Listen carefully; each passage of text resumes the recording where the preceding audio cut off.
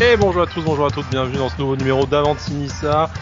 Aujourd'hui l'avant-match de Nice-Nantes, donc match de ce week-end samedi 21h, le retour au stade pour 1000 heureux élus de l'OGC Nice. On va tout de suite commencer l'émission, Brice, notre Jean Castex de Avanti Nissa, trop occupé, m'a laissé le soin de l'animation, mais heureusement je peux compter sur Cédric alias Badagous. Salut Cédric. Salut Sky, ça va? Ah, ça va et toi? Ouais, impeccable. On se prépare Prêt à pour la la tempête. tempête. Ouais, c'est ça. On se prépare pour la tempête, pour faire garder les gosses, tout ça. Et Ouais, aujourd'hui, c'est un peu notre tempête ICO, parce qu'on a Amandine avec nous, Amandine supportrice de Nantes, qui elle-même se prépare à la tempête, à l'autre bout du pays. Salut Amandine. C'est ça. Bonjour. Voilà. Salut. Plus habituée au vent en Bretagne, j'imagine, c'est une formalité. Bah ouais, c'est une formalité. Après, ça a l'air de souffler un peu plus que d'habitude. Et puis, c'est pas encore la saison pour les grosses tempêtes. Mais oui, on est plus habitué. Que nous, quoi. Déjà, que nous, quoi. Déjà, ils ont une saison des tempêtes. Moi, perso. Voilà. Moi, nous, rien qu'en prévision, ils ont fermé toutes les écoles, quoi, déjà. Histoire de dire. Voilà. Il va pleuvoir, ils vont supprimer les bus et tout, je sens, quoi. Enfin, bon. Du coup, Amandine, on te reprend dans quelques instants à rapidement faire notre page Mercato, parce que le Mercato se termine dans 4 jours. Là, si vous nous écoutez demain, c'est même plus que 3 jours.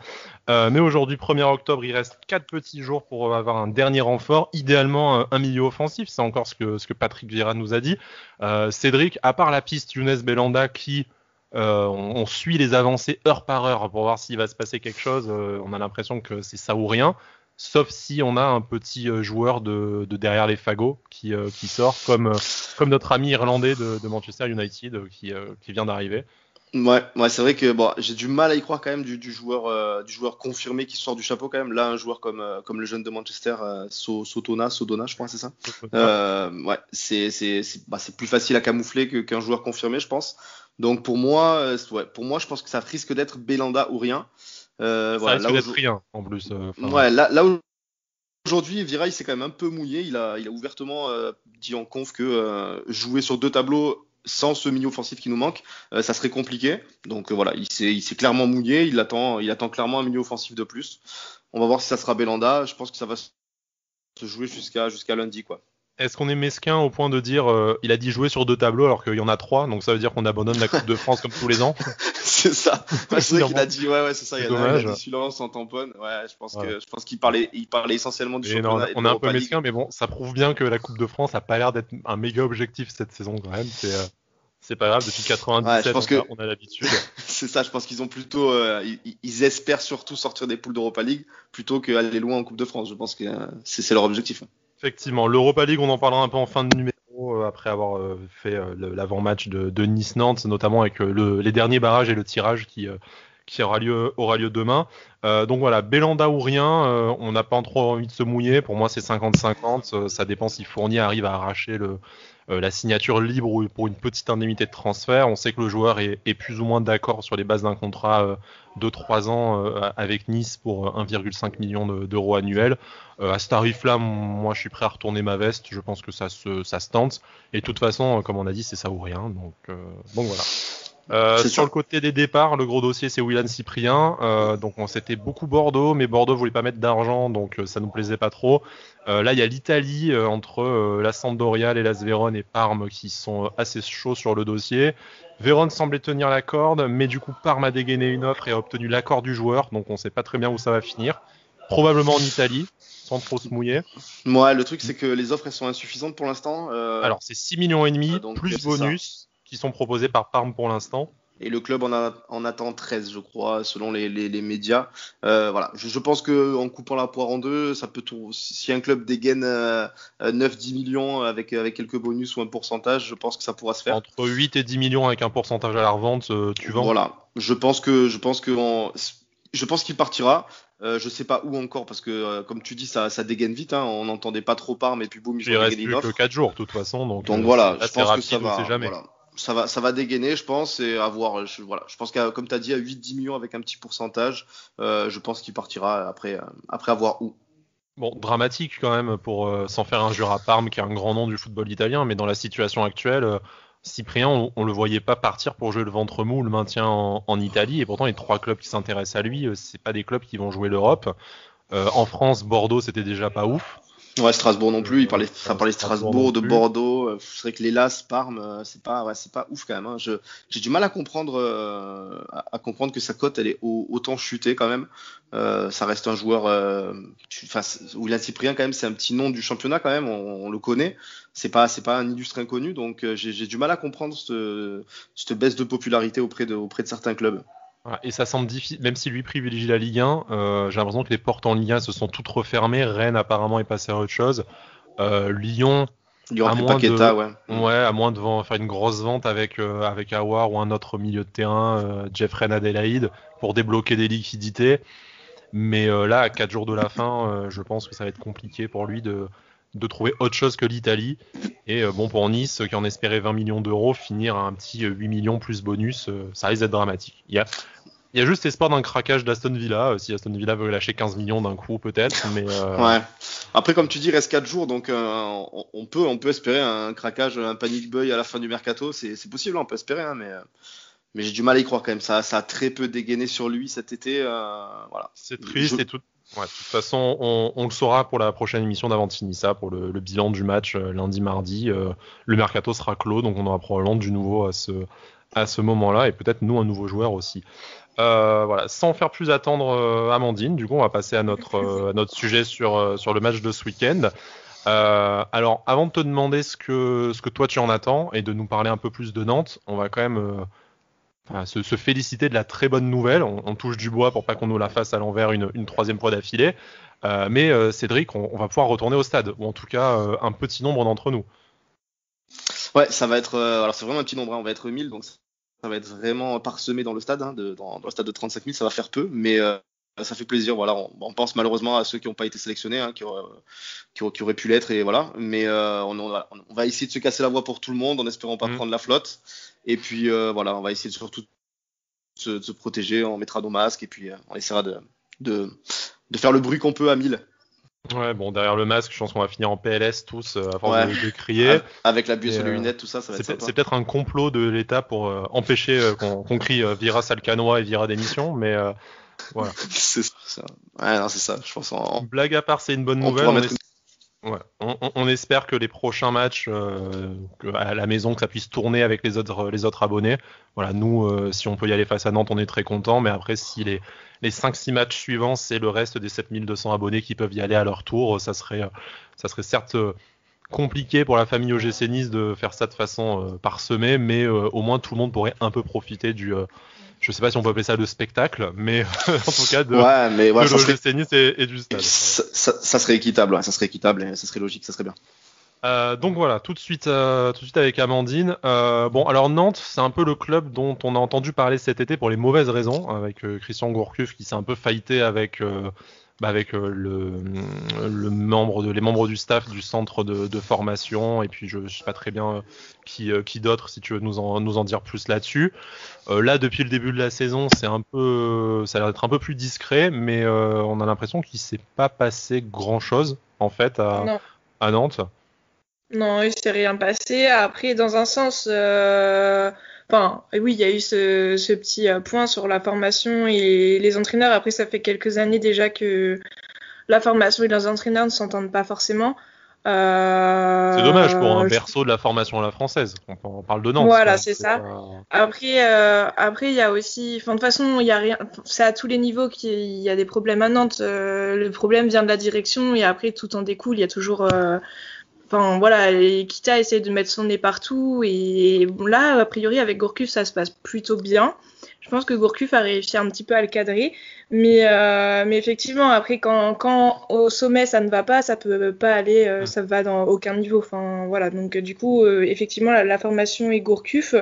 Après, Stéphane Alors que c'est un Ziani, entraîneur qui est plutôt réputé pour lancer des jeunes. Donc c'est pour ça que de l'extérieur, c'est un oui, peu c'est vrai étonnant. que ça paraissait un peu bizarre. Après, il a fait quelques réflexions qui étaient quand même assez dures. Si je me souviens bien, l'année dernière, il y a plusieurs fois, il a dit qu'au final, aucun jeune n'avait le niveau pour être lancé. Enfin, il a dit des choses comme ça. C'est vrai que je pense que il y a aussi un petit peu des guerres d'ego quand toi tu es entraîneur d'une formation Oui. En plus Stéphane Ziani il a quand même aussi un passé avec Nantes, il a été champion avec Nantes. Moi je sais que quand j'étais petite c'était un joueur que j'admirais beaucoup. Je pense que voilà, c'est aussi des fois des guerres d'ego forcément quand ça sous-entend qu'on fait pas bien son boulot, je pense que c'est pas forcément apprécié de l'autre côté. Donc je pense qu'il y a aussi des petites guerres d'ego qui jouent là-dedans et donc qui remontent à la surface à un moment ou à un autre. Bon, c'est dommage que ça s'étale dans la presse et qu'au Voilà, final ce soit la effectivement. seule image que tu de Nantes ces derniers mois. Après, dans un sens, comme je disais, il vaut mieux qu'on n'entende pas parler de nous parce que là, par exemple, au niveau du mercato, nous, ça a été très calme. Et dans un sens, c'est mieux parce que donc Kita est cul et chemise avec Mogi Baya, un agent un peu douteux belge qui nous refourgue tous les joueurs les plus pourris de Belgique. Et puis voilà, dans un sens, vaut mieux peut-être pas dépenser d'argent dans des joueurs qu'on nous sort du chapeau, qu'on nous impose d'acheter. Voilà, je préfère peut-être même qu'on n'ait pas fait un gros mercato, qu'on s'appuie sur les joueurs qu'on a déjà, les joueurs du centre de formation. Là, du coup, Kolo Muani qui a été lancé, il est plutôt pas mauvais. Il vient d'être appelé en équipe de France Espoir, donc ça fait 3 matchs qu'il joue, si je dis pas de bêtises, et 3 matchs où moi je l'ai trouvé plutôt pas mauvais. Je trouve qu'il y a plutôt de l'espoir à avoir pour lui, donc voilà, je suis pas mécontente qu'on n'entende pas parler de nous. Puis bon, là c'est la fin du mercato, donc on va sans doute. Je vois qu'il y a des vieilles rumeurs qui reviennent, c'est tous les ans les mêmes. Germain, Ben Arfa, je pense qu'on va pas tarder à avoir Ben Arfa, qui va sortir. Voilà, les noms qu'on entend tous les ans. Quand on est à Nantes, qu'on suit le mercato nantais, tous les ans on les entend ces noms-là. Donc c'est la fin du mercato, on verra bien. On va sans doute quand même acheter 1 ou 2 joueurs qui sortent de je ne sais où. Et puis, de Moji Bayat, du coup. Voilà, vous avez du mal à recruter. Attendez, moi j'ai 2 petits jeunes à vous donner. Et il vous manquerait quoi du coup sur le papier, Amandine, à recruter? Vous chercherez quoi comme pour moi, comme tous les ans, c'est des attaquants. Enfin, ça fait des années. Il y a eu Salah, mais depuis Salah, ça fait des années qu'on n'a personne devant qui marque, quoi. Pour moi, c'est un des gros problèmes. Après, au niveau du milieu, normalement, on avait plutôt des bons joueurs. Là, je suis un peu déçue de Moïse Simon. Alors, a priori, Gourcuff dit qu'il s'est mis trop de pression par rapport au statut qu'il avait acquis l'année dernière, parce que c'est vrai qu'il était assez bon. Et voilà, a priori, il s'est mis un peu trop de pression, donc il travaille dessus pour essayer de la refaire redescendre pour que voilà, il retrouve un petit peu plus ses aises, mais oui, pour moi c'est vraiment l'attaque le problème. Ça fait des années et des années qu'on a un gros problème avec l'attaque. Même quand on a eu ça là, on avait un joueur qui marquait. Enfin, c'est pas suffisant. Il y a un moment, il faut qu'on ait des joueurs qui marquent, quoi. On peut vous faire un prix sur Miziane Maolida si vous voulez, mais. Ouais. Vous êtes arrivé trop tard pour Issane Sako, désolé. C'est méchant. C'est vrai que c'est un gros problème. Ouais. Oui. Ouais. Ok, bon, en espérant que Moji Bayat vous refile pas une. D'ailleurs, c'est lui qui vous a refilé l'attaquant. Il y a un attaquant belge là, qui est arrivé blessé, non, un truc comme ça, c'est pas ça? Il y a pas une histoire comme ça là, cette année? Blessé, non. Après, on a eu Libombé là. On a eu Libombé qui était soi-disant une bonne pioche. Non. Enfin, on attend toujours de voir ce que ça donne. C'est désespérant. Après, quand on regarde un petit peu les vidéos de Romain Molina et qu'on voit en plus l'envers du personnage de Mogi Bayat, et de Valdemar Kita, d'ailleurs, aussi bien. Oui. Parce que... non, les deux alliés, notre club, ça fait des années que... De toute façon, on pourrait refaire des interviews tous les ans, ça serait toujours les mêmes problèmes. Il y a un moment... Encore là, cette année, déjà, on a eu de la chance, il n'a pas viré l'entraîneur, parce que... Oui. Ouais, c'est vrai qu'il les collectionne. Il y a ça aussi comme problème. Voilà, il y a ça comme problème. Il s'entend avec personne, on se demande pas pourquoi, et il les collectionne. Bon, déjà, au moins, cette année, on a un entraîneur. Ils ont l'air de pas avoir fait n'importe quoi pour l'instant sur le mercato. On dirait que Gourcuff a réussi plus ou moins quand même à imposer un petit peu ces choses. Donc voilà, j'espère que ça va aller mieux. Parce que bon, quoi qu'il en soit, une équipe, ça se monte aussi. On peut pas en changer tout le temps, tous les ans, sinon on n'avance pas, quoi. C'est pas... Enfin, en tout cas, c'est pas la philosophie du FC Nantes que nous, on a aimé et que moi, j'ai commencé à apprécier quand j'étais enfant. C'est pas ça. C'est pas changer d'entraîneur tous les ans et c'est pas... Alors, vous imaginez, avant Kita, on avait eu 3 entraîneurs, quoi. Bon, ça faisait depuis 1943 qu'on est construit, on avait eu 3 entraîneurs, ça va. Il arrive, c'est chaud, on en a commencé à être un des plus gros palmarès d'entraîneur. C'est ouf la stat quand même. Ouais, mais ça fait combien de temps qu'il est là, Kita? Ça fait quoi, une quinzaine d'années? 10 ans, 13 ans, je crois. Ouais. Il me semble. Il avait failli nous racheter et finalement il a jeté son dévolu sur le FC Nantes. Donc, j'aurais préféré qu'il me rachète. Non, ça va, merci. On a connu nos années pourries aussi, chacun son tour. Hein. Maintenant, nous, ça va. Donc, ouais, voilà, c'est ça. Toi, tu as un président qui a un business d'élargissement de pénis. Nous, on avait les présidents qui menaçaient les joueurs d'une arme pour qu'ils prolongent leur contrat. Donc, chacun ses problèmes, quoi. Qui le faisait mal en plus. Parce que, pour ceux qui connaissent l'anecdote, il n'y a eu qu'une page sur deux de signer. Donc... Voilà, c'est ça. Ils se sont loupés en plus. T'as le calibre et tu te loupes. Bon, bref. Je vais pas trop la ramener parce que s'ils me retrouvent, ça va être pour moi le calibre. C'est ça. Pour parler du début de saison de Nantes, un peu, c'est pas terrible. Bon, on va dire à l'image de Nantes un peu tous les ans, mais. Voilà, c'est ça. Franchement, c'est ce que je dis, quoi. On pourrait refaire tous les ans un interview et tous les ans, je pense, on aurait les mêmes problèmes. Ça fait des années que ça dure. D'habitude, on commence bien nos saisons et on les finit plutôt mal. Là, je sais pas, on va dire que peut-être que c'est bon signe de mal commencer pour bien la finir. Enfin, je sais pas. Mais après, voilà, c'est compliqué là. Je te coupe, désolé. Non, pas regarder, du coup, mais vous aviez fait un nul, une victoire pour commencer, mais derrière vous avez enchaîné Monaco, Saint-Élion aussi, hein. Donc. Oui, il y a un calendrier qui est pas spécialement facile. Voilà. Ils vont se relancer dès samedi face à Nice, et puis. Et puis voilà, on va pleurer mardi dans le débrief, et puis ça ira bien. On verra après. Après, c'est vrai que Nice, ça nous réussit. Enfin, c'est mitigé. Vous nous réussissez des fois bien, des fois non. On peut pas vraiment avoir de stats.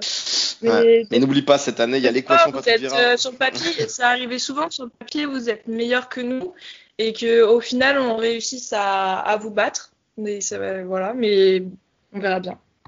Est-ce qu'il y a une attente particulière pour ce match? Non. Franchement, je pense que, de ce que je ressens, moi, sur les réseaux sociaux, des supporters nantais que je suis, et puis même moi-même, je sais pas si pour vous c'est la même chose, mais déjà cette saison, je la trouve vraiment, avec le coronavirus, le fait qu'il n'y ait pas de supporters et tout. Oui. Je sais que nous, il y a beaucoup de gens, nous, on n'a pas de spectacle sur le terrain, on n'a rien, on vise quoi? On vise le ventre mou.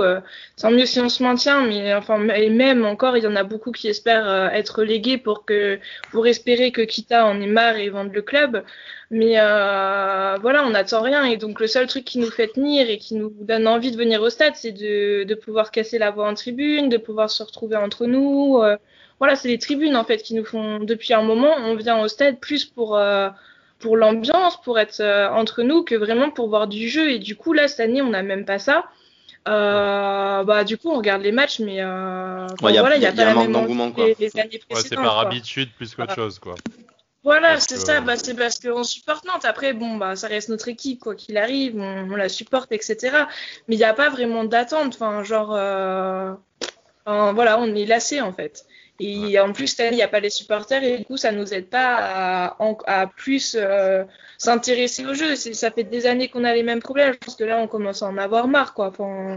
Des années que c'est la même chose, les matchs ils se ressemblent tous, les saisons se ressemblent toutes, et je pense que là cette année en plus le fait de pas avoir les supporters, pas avoir la Brigade Loire, ça aide pas en plus à s'intéresser un peu plus, à avoir des attentes sur le club, quoi.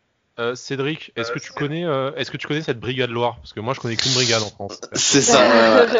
Pardon. Je me suis retenu. Non, il fallait la placer. On nous aurait foudroyé sur les réseaux sociaux si on l'avait pas placé. C'est ça, on est obligatoire. Après, on compatit effectivement quand c'est une saison difficile sur le plan sportif ou comptable, et qu'en plus de ça, t'as pas la satisfaction d'être en tribune. Nous, on est très contents de retourner au stade, samedi, parce qu'on en a été sevré depuis le mois de mars.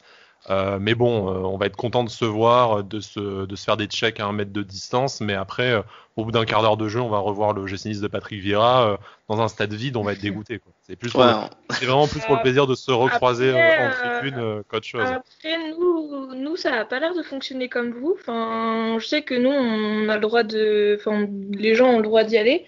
Mais du coup, l'ABL a fait le choix de boycotter parce que, pour elle, ça allait pas. Elle s'est beaucoup investie au moment du du coronavirus auprès des hôpitaux, etc. Les Nantais sont beaucoup investis, notamment avec aussi les initiatives du handballeur là, Cyril Dumoulin, je crois. Et du coup, les supporters nantais ont beaucoup suivi, notamment des tweetos assez actifs de Nantes.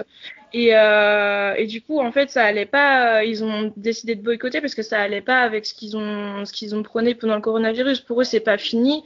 Et donc, si on peut pas tous aller en tribune, ils vont pas en plus y aller pour donner. Enfin voilà, c'est leur façon de voir. Moi, je suis d'accord avec eux. Pour donner du travail en plus à des hôpitaux qui ont déjà des risques d'être surchargés. Et du coup, il y en a beaucoup de supporters qui y vont quand même. C'est le choix de chacun, je pense. Après. Mais c'est vrai que voilà, moi ça m'intéresse. Et puis quand on regarde les matchs, du coup, il n'y a pas la BL, donc l'ambiance n'est pas la même forcément que quand il y a un groupe pour animer les tribunes. Tu sens t'as un peu de culpabilité là, après ce qu'a dit Amandine, d'aller au stade samedi, c'est vrai ou pas? Non, après c'est. Moi je me sens pas très bien d'un coup. Hein. En fait, elle a raison, qu'elle s'en fout quoi. Ouais, c'est ça. Non, mais après c'est tellement.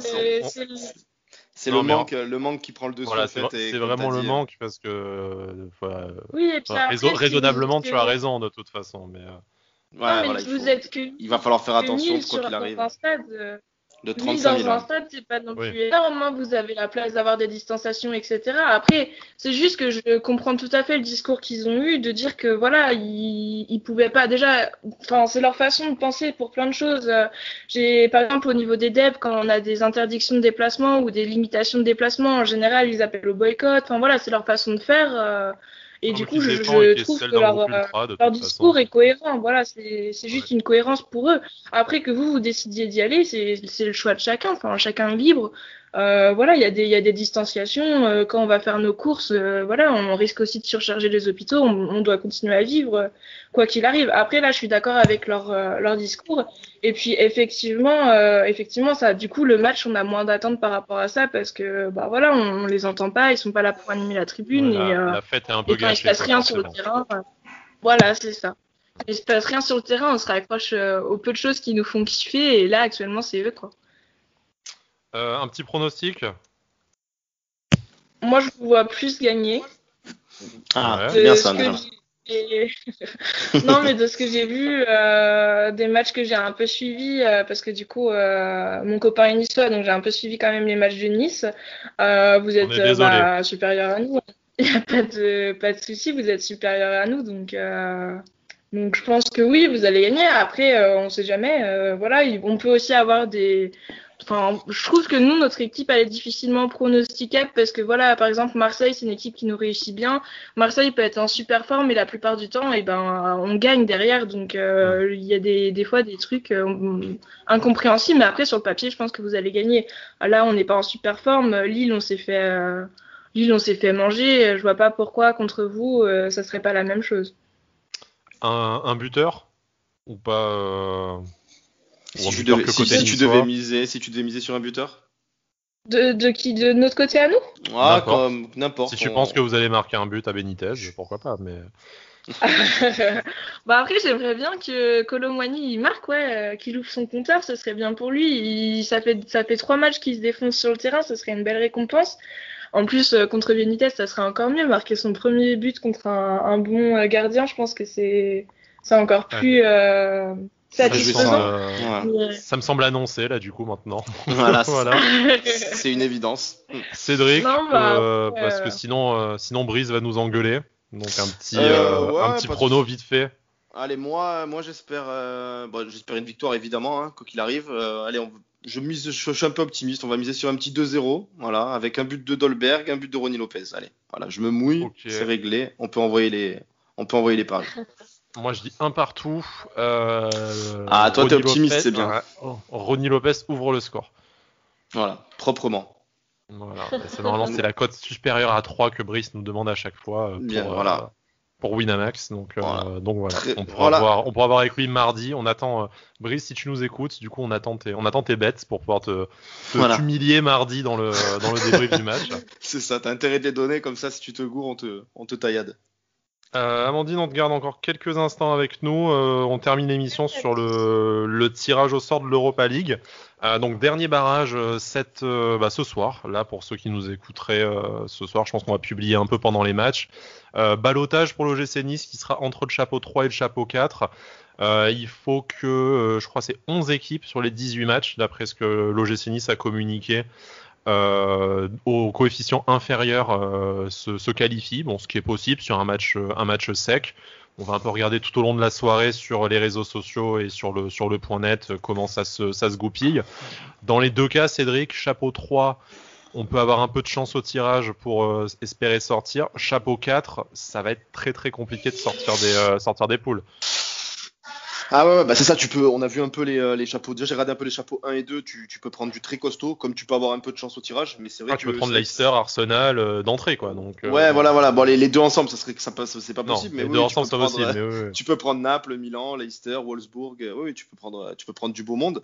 Voilà. Après, si t'es chapeau 4, comme t'as dit, ça risque d'être vraiment compliqué parce que voilà, ça serait bien d'être chapeau 3, de prendre vraiment une équipe potentiellement inférieure comme quatrième équipe de la poule. Et espérer après faire un exploit sur la double confrontation face au deuxième, quoi. Exactement, voilà. Enfin, si on prend un gros, je pense que c'est bien quand même parce que ça fera une belle rencontre, une belle double confrontation. Faudrait prendre une belle équipe. Faire un beau déplacement, malheureusement, voilà. C'est ça. On n'a pas encore d'officialisation là-dessus, mais voilà. Ça tue un peu pour le déplacement, ça gâche un peu la Coupe d'Europe aussi. C'est clair. Si tu peux prendre une belle équipe pour un peu compenser ça, tu te dis bon, on aura joué une belle équipe. Et après, voilà, si tu peux prendre un peu de chance en ayant deux équipes de ton niveau, voire inférieur, je prends. Ok. Un souhait en particulier ou pas? Voilà, si on pouvait y aller, j'aurais dit un petit Milan ou un petit même Arsenal, tu vois, un petit Arsenal à Londres, tu vois, à Londres, un petit coup d'avion, c'est pas mal quand même. Mais voilà, il y a tellement peu d'optimisme sur ça que voilà, n'importe quelle belle équipe, je prends. Une petite équipe italienne, allez, pour le cœur. Peut-être éviter les gros déplacements coupe-gorge avec des longs temps de déplacement, de récupération sur des pelouses pourries. Genre Krasnodar, quoi, comme on avait fait. Qui est à l'autre bout de l'Ukraine, c'est peut-être pas le plus pourri, mais c'est à l'autre bout du monde, quoi. Ouais, dans le sens, oui, quand je dis Krasnodar, c'est dans le sens distance, c'est à l'autre bout de l'Ukraine, c'est compliqué. Ouais, si on peut éviter un pays de l'Est ou un truc vraiment vraiment loin, c'est vraiment c'est que mieux. Où les enfants qu'on va envoyer jouer vont se faire égorger, tu vois. Ouais, c'est ça, c'est voilà. Si t'arrives à prendre quelques. Ils vont revenir traumatisés, ils vont faire des cauchemars, les mecs, donc voilà. Ils voudront plus y aller, tu sais. Non, voilà, c'est voilà. Non, pas la base des animaux. Après là, c'est vraiment des souhaits et on n'est pas. On sait pas du tout comment on va s'en sortir de ça, mais voilà. On espère. Ça sera demain 13h sur RMC Sport 1, donc on espère un beau tirage. Ça gâche un poil le plaisir quand même de pas de pas pouvoir y aller et sûrement de pas pouvoir y assister même à domicile. Ouais, bah oui, complètement. L'Europa League, on le sait, on en rêve tous, mais on espère tous vivre des matchs comme ça chaque année, que ce soit l'Europa ou encore mieux avec la Ligue des Champions. Mais alors c'est sûr que si on peut en assister à aucun, même à domicile, ça va avoir un petit côté amer quand même. Bon, on en discutera dans le débrief aussi du tirage. On essaiera de faire un petit numéro spécial Europa League en fonction du tirage. Il y aura aussi un numéro spécial fin de mercato. Je pense qu'on va essayer de caler quelque chose. J'ai pas les dates de la trêve internationale en tête, mais c'est bientôt vu que Didier Deschamps a annoncé une liste 0% niçois. Bon, cette fois on peut pas lui donner tort non plus. Je crois qu'il pourrait y avoir Gouiri, mais bon. Ah, il est avec les espoirs, Gouiri, du coup. Ouais, J'ai vu qu'il était avec les espoirs. C'est déjà bien, écoute. Mais voilà, on essaiera de faire un numéro bilan mercato aussi. Et puis voilà, donc beaucoup d'Avanti-Nice à venir. Amandine, merci de ta venue. Bon courage pour samedi soir avec ton copain. C'est si y a victoire niçoise ou victoire nantaise, c'est chambre à part du coup comment ça se passe? Il y en aura un qui sera content quand il arrive. Oui, c'est se chambrer pendant plusieurs jours, quoi. Ouais, pour déjà avoir vécu avec une supportrice d'un autre club, voilà, je sais que c'est compliqué effectivement, et puis voilà, mais bon, il y en a qui le vivent mieux que d'autres. Hein. On fait avec, exactement.